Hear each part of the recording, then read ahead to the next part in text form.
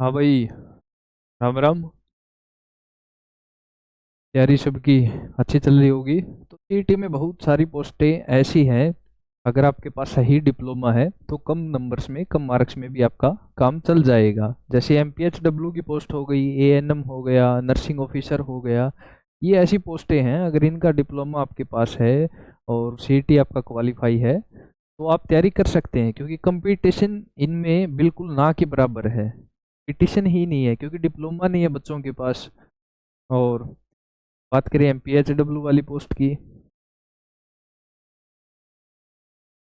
अब की बार 1500 plus post vacancy आने का अनुमान है।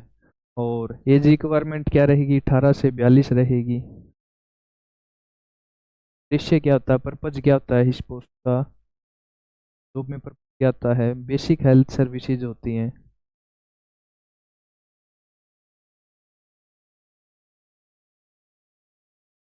बेसिक हेल्थ सर्विसेज होती हैं, जैसे टीकाकरण हो गया। तो नॉर्मल डेली रूटीन की बेसिक हेल्थ सर्विसेज होती हैं, वो इनका पर्पज होता है। 18 से 42 एज रिक्वायरमेंट होती है। और अब की बार 1500 वैकेंसी आने का अनुमान है। ये दोनों अब की बार मेल और फीमेल दोनों की आएंगी, मेल की भी फीमेल की भी। और बात करते हैं, 2 ईयर का डिप्लोमा होना चाहिए आपके पास। 2 ईयर का डिप्लोमा होना चाहिए। 10th 12th के बाद होता है ईयर का ये डिप्लोमा। अगर आपके पास ये डिप्लोमा है और सीटी आपका क्वालिफाई है तो आप फॉर्म फिल कर सकते हो।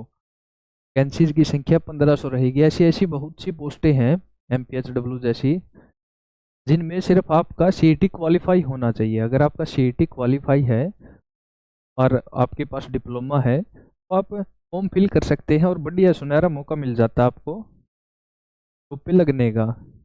ऐसे ही एएनएम वाली रहेंगी, ऐसे ही नर्सिंग ऑफिसर वाली रहेंगी, ऐसे ही एएनएम वाली रहेंगी। इसमें भी ये डिप्लोमा चाहिए। 2 ईयर का डिप्लोमा। बेसिक इसका पर्पज यही है, बेसिक हेल्थ सर्विसेज। और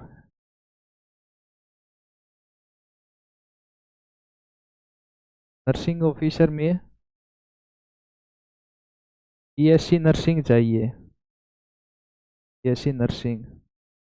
और बात करें एज, सभी की एज रिक्वायरमेंट क्या रहेगी? 18 से 42 रहेगी।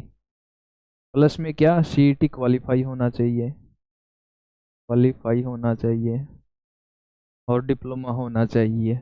अगर आपके पास सीईटी क्वालिफाई है, इनका डिप्लोमा है, यहाँ पे कंपटीशन भी कम रहेगा और सिलेबस भी फिक्स है, एग्जाम पैटर्न भी फिक्स है। बात करें एमपीएचडब्ल्यू या एनएम इनकी सिलेबस की, तो इसमें 20% तो रहेगी general awareness, reasoning, mathematics, science, history, Haryana GK, current affair.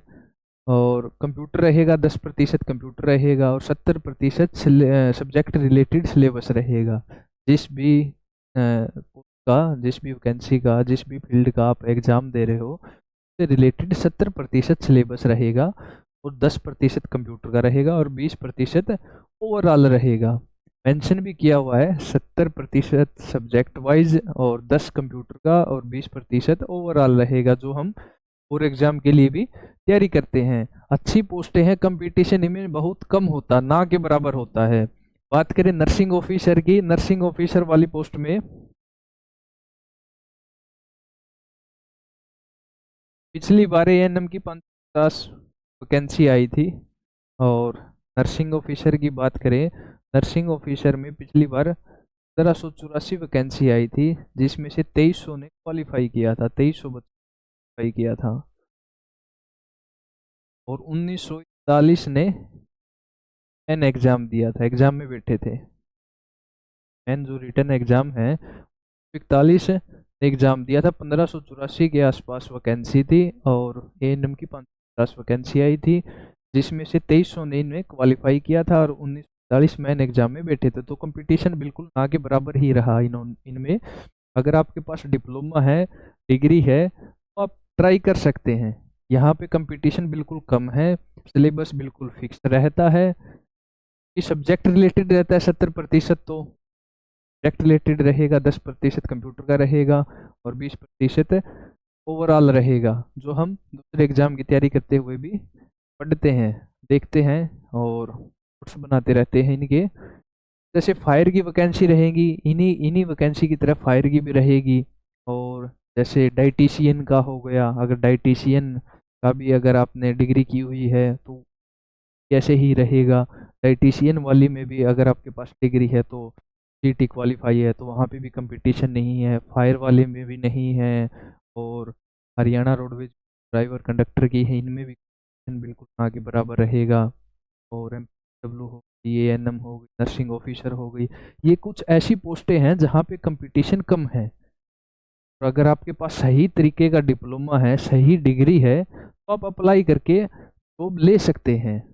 Syllabus इनका फिक्स रहता है, ज़्यादा अलग चेंजेस नहीं होते, फिक्स ही रहता है, सब्जेक्ट से रिलेटेड आता। फायर में भी ऐसे ही है, 70% फायर का फिक्स रहता है, फायर से रिलेटेड आएगा, और 30% में ओवरऑल रहेगा।